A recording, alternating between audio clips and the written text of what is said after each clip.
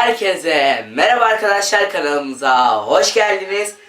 Arkadaşlar bugün filmlerdeki ses efektlerini yapacağız. Yani Foley ses efektlerini yapacağız. O zaman ilkiyle başlayalım arkadaşlar. Arkadaşlar Magnum sesinin nasıl çıktığını herkes merak ediyordur. Tabii ki de Magnum'dan çıkmıyor. Salatalıkla çıkıyor. Hemen yapalım.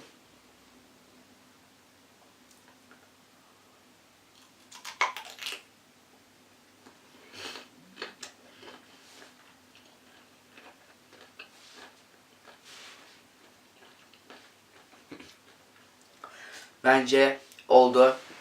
Şimdi arkadaşlar diğer ses efektimize geçelim.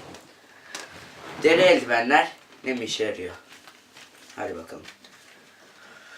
Bunun için deri eldivenler lazım arkadaşlar. Şuraya bakın, bunu ben kullanmıyorum. Ablam kullanıyor. Ablamdan aldım. Şu şekilde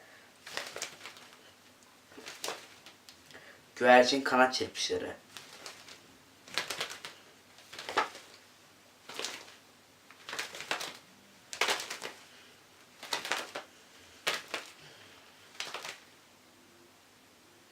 Ne yani, gülmeyin. Komik görünebilirim ama gülmeyin yani, ne? Böyle güvercin sesleri çıkartabilirsiniz. Ve şimdi filmlerdeki bir dakika.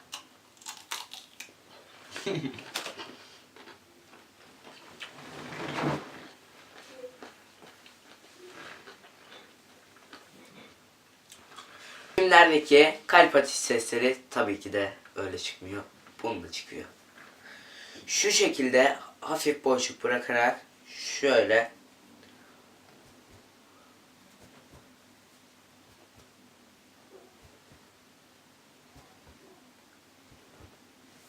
bu şekilde kalp atış seslerini çıkartıyorlar. Şimdi de bir dakika. Sanki asmayla çekiyorum, bu ne ya?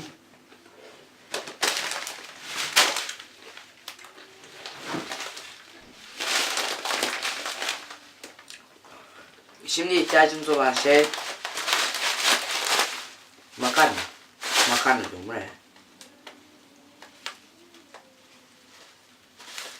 Tel şehriyeymiş. Yani poşetli bir şeye ihtiyacınız var. Pirinç olabilir. Şu şekilde ateş, kamplarda böyle ateş çıtırtısı falan, o sesi yapabiliriz. Başlayalım.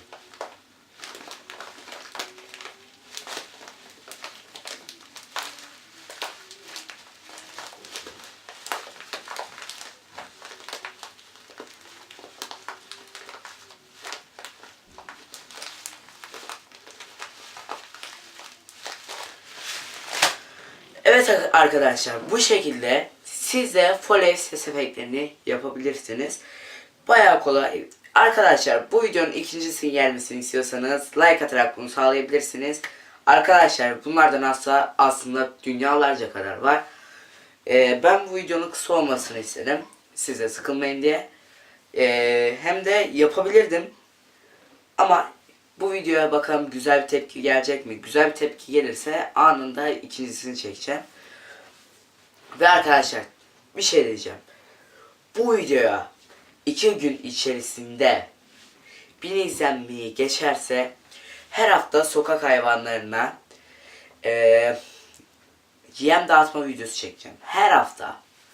Bu video 1000 izlenmeye geçerse söz veriyorum. Hadi bakalım. Bir dakika.